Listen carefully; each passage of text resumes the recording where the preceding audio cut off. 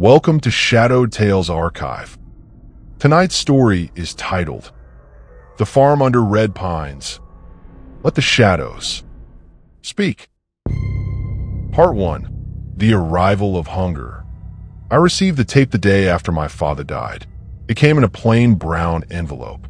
No stamps, no handwriting, just my name typed on a strip of yellowing adhesive label, Alexandervale, and beneath it the address of the old townhouse in Chicago that I hadn't listed publicly in years. Inside, a cassette, not digital, not even a CD, a genuine, dust-covered, magnetic tape cassette. Accompanying it was a torn scrap of military-issue notepaper, the kind I'd only ever seen in Cold War memorabilia displays. On it, someone had scrawled in crude English, all capital letters, "If you found this, it's already happening. Do not eat the meat. NV." No explanation, no instructions. And for reasons I can't fully explain, I didn't throw it away. I'd spent the last few months researching a project that never should have mattered. I'd been hired by a small independent documentary firm to track down the truth behind a rumored Soviet experiment in synthetic sustenance production.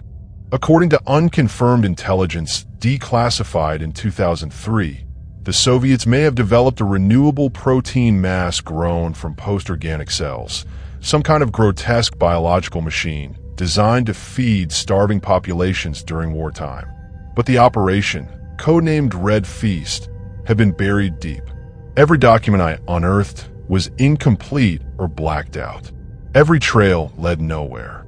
Until now, the name on the note, N.V. matched one of the only surviving names I'd found in those redacted reports. Nikolai Vostrikov, chief research pathologist at an unregistered Soviet biolab near the Urals. Presumed dead, listed as a personnel loss in 1989. But what if he wasn't? What if he'd sent this to me? The tape wasn't labeled. I had to dig through thrift stores for an old Sony Walkman to play it. When I finally hit play, I expected the garbled audio of some prank or bootleg. Instead, I got this. Project exceeded containment parameters weeks ago. Initial biomass no longer responds to chemical stasis. Subject growth continues. It is no longer meat. It learns. It mimics. It hungers. The voice that followed was hoarse and rasping, like a man whose throat had been stitched together with broken glass. He spoke in a mix of Russian and fluent English, often switching mid-sentence. Do not trust the walls. Do not breathe the spores. They bloom under heat. Do you hear me? You must not feed it. Do not. Inaudible choking sounds, not human anymore. Then static. And then, just under the white noise, I could swear I heard chewing.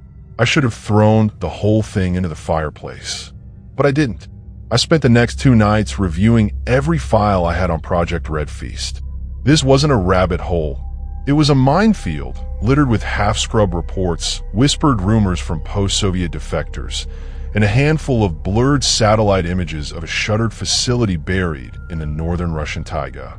According to one document, the lab had been built into a mountainside near a decommissioned uranium mine, accessible only by foot, unlisted on any active maps.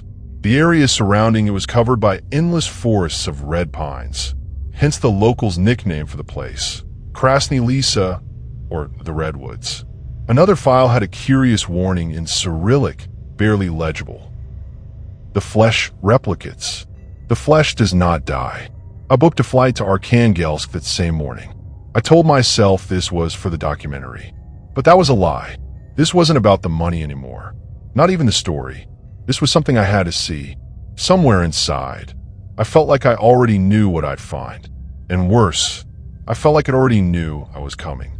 It took 3 days to reach the logging town closest to the site, a crumbling settlement called Verkhny Volkovo, where the roads ended and the wilderness began. The locals weren't welcoming. Most stared through me like I wasn't there.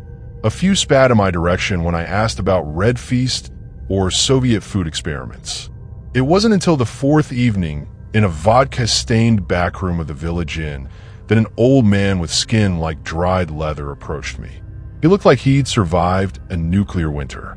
Bent spine, clouded eyes, and yet his voice had the weight of someone who remembered everything. "You want the meat farm, don't you?" He whispered in near-perfect English. "You want to see what they buried in the frost?" I nodded. "Follow the river south until it turns black. Then walk uphill. You'll find a stone gate with no symbol. Beyond that, you'll wish you never had eyes." When I asked for his name, he only smiled. "They call me the cook." And then he walked away. I left at dawn with a pack full of supplies, a flashlight, a flare gun, an analog recorder, and a cassette still lodged inside the Walkman like a cursed relic. I followed the river, just like the cook said. By mid-afternoon, the water ran tar-black and foamed like it was alive. The trees pressed in, red needles falling like blood onto the snow. By dusk, I found the gate. It wasn't stone, it was iron, buried in the hillside, seamless, featureless, and slightly ajar. From the other side, I could hear something breathing. Part 2.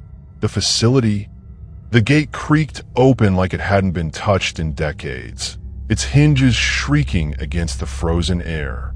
I slipped inside, my boots crunching on grit and pine needles as I descended into the darkness. The tunnel smelled old. Not musty or moldy, but aged, a scent like wet iron, burnt protein, and something beneath it all that felt fungal. I clicked on my flashlight. A corridor stretched ahead, carved straight into the stone, reinforced with concrete ribs that had begun to crack. A line of dim, green emergency lights still pulsed faintly along the ceiling, flickering in a rhythm that felt almost alive. I paused. Why was there still power? 30 feet in, I passed a corroded steel sign hanging crooked from the wall. Block 1, flesh processing. My breath caught. The font was Soviet standard, but the paint looked recent. Fresh, almost glossy. I pressed on. The hallway branched into 5 tunnels. A rusted directory map nailed to the wall listed the wings. Dormitories, laboratory, infirmary, containment, kitchen. I hesitated, then turned toward the dorms first. If anyone had left records, they'd be in their quarters. The living block was buried in dust and decay. Cots were upturned, metal lockers dented in as if something had clawed at them. Most rooms were bare, except one. It had a bed, a metal desk, and on the desk, a recorder, and another cassette. This one was labeled in scratchy pencil. Tape 2, First Growth. I inserted it into my Walkman, pressing play with a trembling thumb. Day 3. Initial subject, Mikhail, age 37, has responded to injection. Tumor mass visible within 17 hours. Growth uniform. Texture, marbled. Odor, neutralized with ammonia. Meat viable, nutrient-rich. No rejection. The voice, undoubtedly Nikolai Vostrikov, sounded clinical, almost bored. Then it shifted. He asked me today if it would hurt. I lied, told him he wouldn't feel a thing. Truth is, I don't know what he'll feel, or what he'll become. I backed out of the room and headed toward the lab. The hallway descended at a slight incline, and the air grew warmer, too warm, like something was pumping heat into the stone. My skin felt clammy. The flashlight beam danced across old surgical equipment piled in corners like junk. Bone saws, restraint tables, tubes still slick with some kind of viscous slime. I stepped carefully, aware that the floor underfoot had a tacky pull to it. The lab door was rusted shut, but a good shove broke it open. Inside was what I can only describe as an abattoir for science. One wall was covered in anatomical sketches. Not human anatomy, but something post-human. Each diagram more monstrous than the last. Elongated torsos, splitting jaws, tumor-like structures spiraling out from rib cages. And in the center, a massive vat, still sealed, still humming. I moved closer, heart pounding. The vat had a label burned into the metal. Z631, batch V. Beneath it, smaller text. Feed twice daily. Monitor stress response. Never open during active phase. I pressed my palm against it. Warm, throbbing, breathing. Another tape sat on a steel table beside a folder soaked in dried blood.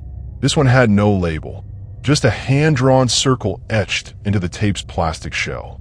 A spiral inside it. I played it. Day 12. Subject no longer responds to sedation. The growths have overtaken cognitive centers. Eyes remain intact. It watches us. It knows who we are. Batch V is different. It has memory. When we feed it meat, it hums. When we show it mirrors, it shatters them. It's not just tissue anymore. It's not meat. It's echoing something, reflecting us, feeding on our intent. I saw my reflection in the fluid today, and it blinked before I did. I nearly dropped the recorder. A sound echoed from deeper within the lab. A wet sound, a dragging sound. I turned off my flashlight, holding my breath. The dragging stopped. Something was in there with me. I crept backwards, inch by inch, until I could slip through the doorway and close it behind me. I didn't dare breathe until I was back at the junction. My fingers were trembling. My lungs burned. Whatever that thing was, whatever Batch V had become, it wasn't contained. And it wasn't alone.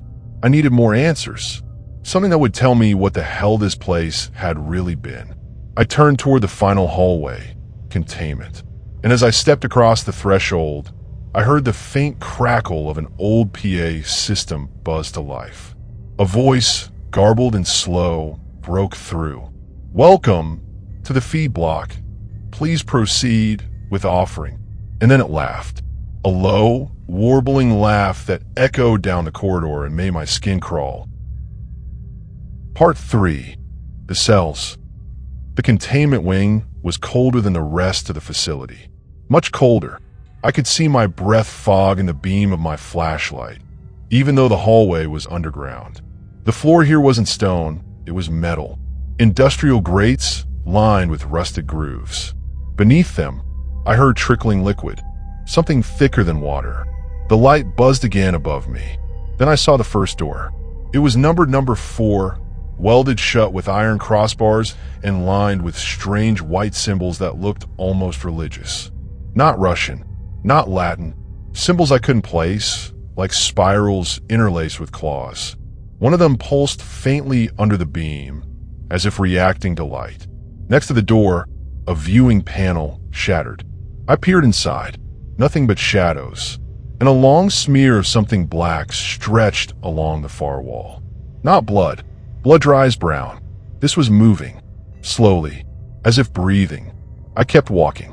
Doors number 3 and number 2 were similar. Both sealed, both humming ever so slightly, like there was still voltage running to mechanisms long dead. Scratched warnings had been etched into the metal, by hands, not tools. Don't look in the eye. IT remembers who cut it. IT grows in thought. Then I reached door number 1. This one was slightly ajar. The gap was no wider than a handspan, but enough to feel the air shift. Warm, humid, carrying the unmistakable stench of spoiled meat mixed with sulfur into something sweet, like rotting fruit. There was another tape nailed to the wall beside it. No label, no markings, just blood splatter across one edge. I didn't want to play it, but my hand moved on its own. Day 17. We tried isolating the early batches. It didn't work. Every cell remembers the whole. Even when we separated limbs, even when we liquefied them, they reformed. Not as flesh, but as idea. The meat has thought now. It doesn't need bones or mouths to speak. It speaks in rot, in echo, in hunger, a long silence, then a whisper, barely audible. The cook fed it something he shouldn't have. It became something it shouldn't be. The words chilled me more than the air. Who was the cook? The old man in Volkovo? Or someone else? And what had he fed it? I looked at the door again. Against every instinct screaming inside me, I slid it open. The room beyond wasn't a room.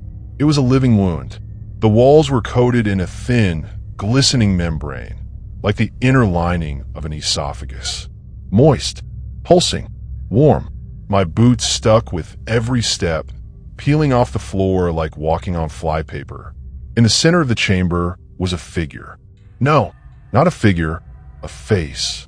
carved directly into the wall, embedded in the flesh like a tumor trying to imitate humanity. It had no eyelids. Its eyes were bulbous, black, lidless, too wide apart.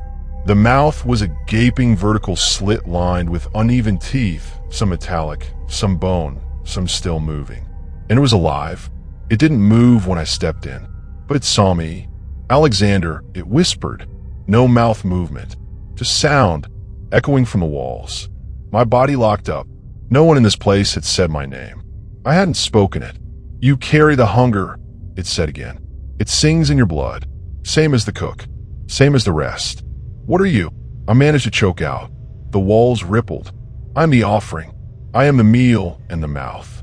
They carved me from their own sin. Now I feed in the shape of man. It paused. You are shaped like guilt. You will be tender. I backed toward the door, but the floor was pulling at me, slowly tightening like congealing fat. I didn't come to feed you, I whispered. The face grinned, or tried to. Teeth cracked through the fleshy slit, and black ichor oozed down from where a chin should have been. You already have. The realization hit like a hammer. My left hand, it started to itch. Since the previous night, I yanked off my glove. Underneath, a cluster of small, soft nodules had begun to rise under the skin. Flesh-colored, but too perfectly round. Not infection, not disease. Growth. I ran, back through the corridor, slamming the metal door shut behind me. The sound echoed like a bell being rung deep underground. I kept running until I hit the stairwell, nearly vomiting from the combination of fear and the stench that now clung to my clothes. Whatever this thing was, it had marked me. And the worst part? I felt no pain, just an immense, gnawing hunger. Part 4. The tapes of the cook. I didn't sleep. After escaping the cell block, I set up a temporary camp in what used to be the facility's infirmary, a concrete shell now littered with rotted bedding and rusted surgical trays. I barricaded the door with an overturned metal gurney and stacked 2 filing cabinets in front of the vent, just in case something tried to crawl through. The nodules on my hand had stopped growing, for now, but I couldn't stop touching them, pressing, checking if they'd spread. Every time I blinked, I saw that mouth split vertically down a wall of flesh, grinning without muscles. You already have, it had said. Had I eaten something? In town? On the plane? What if this was airborne? What if everything about this place had already escaped? I tried to sleep. Instead, I listened to the final cassette in my pack. The label was different, not official. Aged masking tape with one word scrawled in Cyrillic. The cook. I pressed play. They asked me to cook it. The voice was old, frail. The same man I'd met in Volkovo. They told me it was sustainable, humane, a gift from the state to the people. But when I sliced it, it bled like anything else. When I seared it, it screamed. It wasn't meat. Not anymore. Maybe never was. A pause. At first we made stew. Burgers. Paste. The workers ate it.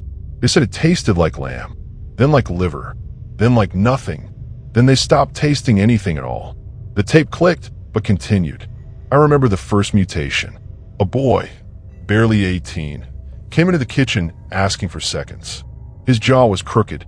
His eyes had no whites. I told the guards, but they laughed. Just tired, they said. But he wasn't tired. He was starving. From the inside. A week later, he was found gnawing on his bunkmate's thigh. I stopped the tape, vomited into the corner. My hands were shaking when I pressed play again. I think the meat remembers. Not memories like us. No birthdays or faces. It remembers pain, pressure, fire, teeth, and it holds a grudge. It started as cells in a vat, fed protein, but then someone fed it blood. I don't know who. Maybe the guards were bored. Maybe one of the scientists got curious. But the moment it touched hemoglobin, it changed. Asterisk, it woke up. The tape began distorting, warping. I could still hear his voice, but it came layered with something else. Like dozens of whispers underneath, all saying the same thing at once. Meat is memory. Meat is memory. Meat is memory.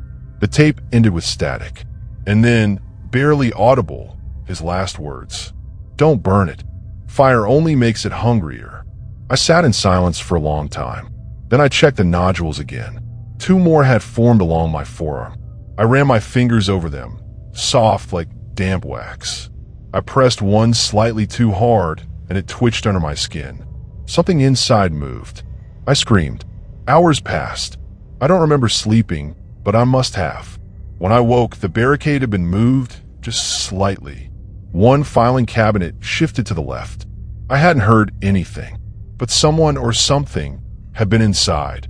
I found another tape near the foot of the gurney. This one wasn't magnetic. It was made of flesh, the shape of a cassette, but pulsing, warm, and veined. It shouldn't exist, but it did. And when I pressed it against the recorder, it played anyway. The voice that came through wasn't human.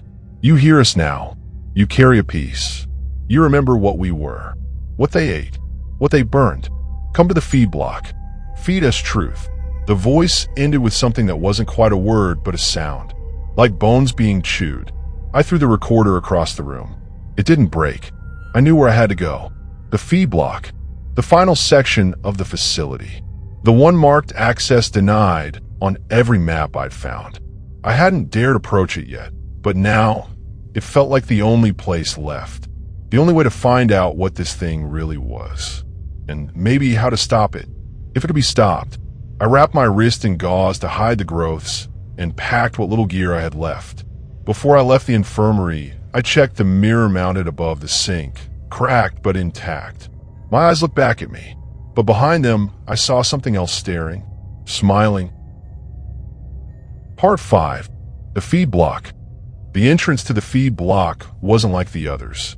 It didn't have a keycard reader, no heavy vault door, no warning signs, just a long, fleshy hallway, organic, undulating slightly underfoot as if it were breathing in slow rhythm.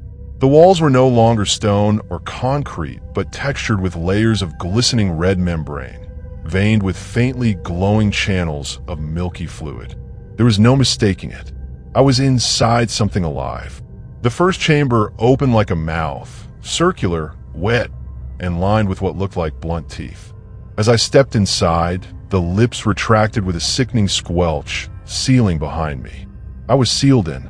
Ahead, the passage split into 3 tunnels, marked crudely in chalk. Reverence. Memory. Truth. I chose memory. The tunnel pulsed with warmth and whisper. Every footstep triggered a rush of memories that weren't mine, images flashing in my mind like broken film. A starving soldier biting into raw flesh beneath a snowstorm. A nurse crying while spoon-feeding something pink and twitching to a line of children. A crowd chanting in unison around a pit, throwing in offerings, bones, prayers, teeth. The meat hadn't just grown here. It had listened. It had learned.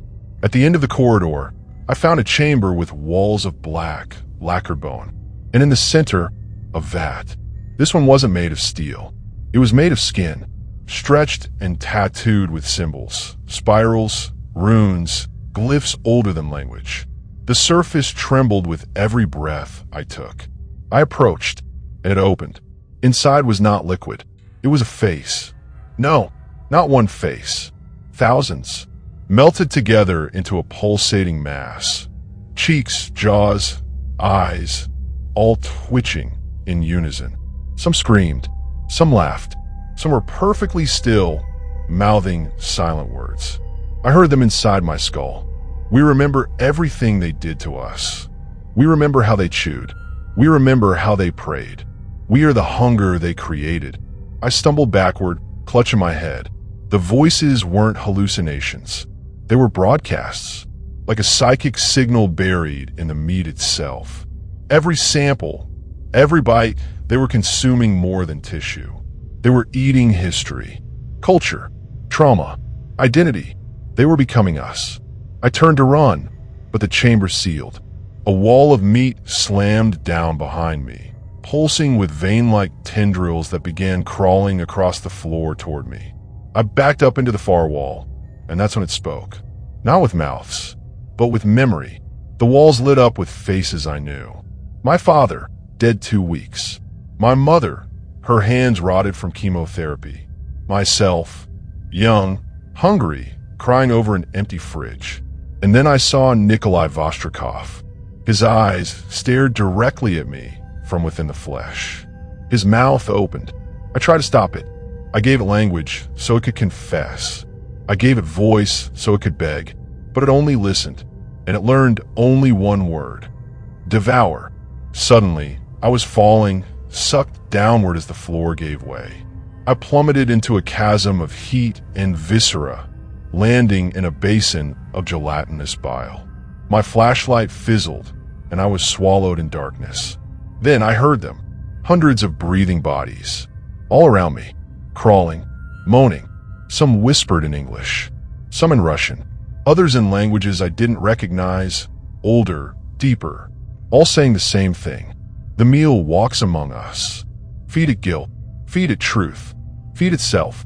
I forced myself upright, half blind, covered in mucus, and stumbled toward a faint light at the far end. Every step was a nightmare. Soft surfaces beneath me shifted and hissed. I stepped on fingers, on faces, on teeth. I reached the source of the light, a pulpit of bone, and upon it, a mirror. I didn't want to look, but I did. In the mirror, my reflection was no longer human. The nodules had blossomed across my arms, neck, and chest like tumors made of soft coral. My eyes had become black. My veins glowed faintly beneath my skin. Something inside my stomach was moving, and I smiled, not out of joy, but hunger. I felt my knees, and from the ceiling above me, it descended. The offering, a mass of bone, memory, and meat, formed into the rough shape of a human torso, with dozens of hands growing from its back, each one holding a different utensil: spoon, fork, knife, cleaver, branding iron. It did not walk. It slid toward me. "You came to stop it," it said in the voice of my father. But all stories end in hunger. Its hands reached out. "Eat, and you will understand." And as its fingers reached my lips. Part 6. The final meal. I don't remember opening my mouth, but I must have, because the offering fed me. Not with food. Not exactly. The texture was somewhere between tendon and memory, something that didn't exist in the physical world. It melted on my tongue like ice laced with voices. Each bite was a moment I had forgotten. The first was my mother's voice when I was 6, telling me we couldn't afford dinner. The second was the sound of my father's belt snapping against his wrist before he hit me. The third was my own laughter at the sight of dead bird I once tortured in a summer, so long ago I thought it had been a dream. I gagged, but the offering's hand was on the back of my neck, pressing gently, encouraging, like a priest delivering communion. "Eat, and you will understand," it said again. Another bite. This time I saw Nikolai Vostrikov, but not as a tape recording. I became him. I was inside his memories now. He had stood here decades ago in the very same room, surrounded by the earliest prototypes. Not grown in vats, but summoned, pulled into our world through biology stretched too far, through science that had become ritual. It wasn't a Soviet project. It was something older. The Soviets had only built the facility around it. A temple in disguise. They hadn't discovered how to create meat. They had rediscovered how to awaken it. A primordial hunger. A divine biology. Worshipped not with prayer, but with consumption. Feed it lies, it grows confused. Feed it history, it mimics. Feed it yourself, and it becomes you. I dropped the last bite. Fell to my knees, sobbing. My skin was splitting open, not bleeding, but unraveling. Thin, waxy tissue peeled back from my arms, revealing a network of pulsing muscle interlaced with moving images. Memories projected across my flesh like living tattoos. I saw every face I'd ever forgotten, every person I'd failed, every cruelty I had buried. "Now you see," the offering whispered, its 100 hands brushing my cheeks like a mother tucking me in a bed. "You are not the first. You are not the last." I looked around and saw others. Not people. Shells. Figures with human faces fused into their bodies. Some kneeling, some crawling, some simply chewing endlessly. They had fed and been fed. Now they were part of the hymn. A biomass of regret. A choir of guilt. I forced myself to stand. The offering watched, curious. "Will you join us fully, Alexander?" It asked in a voice that sounded like my own. "Or will you carry the hunger into the world?" I looked at my hands, twisted, flowering with tumors now. But my mind, my memories, were still my own. I remembered why I had come. Not just for answers, not for glory, but to witness, to tell the world. "You want me to become you?" I said quietly. "You already are," it replied. Then I reached into my coat and pulled out the flare gun. One shot, all I had. I raised it not at the offering, but at the ceiling, the womb of this place, the spine of it. I fired. The flare burst upward in a column of red phosphorus, burning into the slick membrane and igniting a blaze that spread instantly. Unnatural fire, refusing to be smothered. The offering screamed, not in pain but in song. The sound was unbearable, like choirs collapsing into themselves. All around me, the other husks writhed, spasming, shrieking. The walls peeled, the floor ruptured, the entire feed block shuddered. I ran, half-blind, hallucinating, body aflame with fever. Corridors bled around me. Doors melted. Alarms sounded that hadn't worked in decades. Somewhere behind me, the offering begged, "Don't take the hunger away. Don't let us be forgotten." I reached the main gate. It was open. Daylight. Cold. Real. I collapsed into snow as the mountain behind me convulsed, then buckled in on itself with a sickening groan, swallowed whole by its own foundation. The red pine swayed once, then fell still. I woke in a hospital in Arkhangelsk 2 days later. Some fishermen had found me wandering naked along the riverbank, covered in lesions and babbling in 2 languages. They told me I'd been unconscious for hours, but my teeth were ground down like I'd been chewing bone. The doctors don't know what's wrong with me. They say the tumors are stable, calcified, but they can't explain the movement inside them, or why I sometimes speak in words they can't translate. They don't know about the tape I mailed to myself before I collapsed. They don't know that when I close my eyes, I still see the offering. And worst of all, they don't know what I've started craving. It's not food. It's not even flesh. It's memory. Yours. Mine. Anyone's. I don't eat to survive. I eat to remember. And that was tonight's tale from the Shadowed Tales archive. If it left a mark on your mind, if the silence feels heavier now, then the story did what it was meant to do. Don't forget to like, subscribe, and share the darkness. New stories are always on their way. Until then, keep the lights low and the doors locked.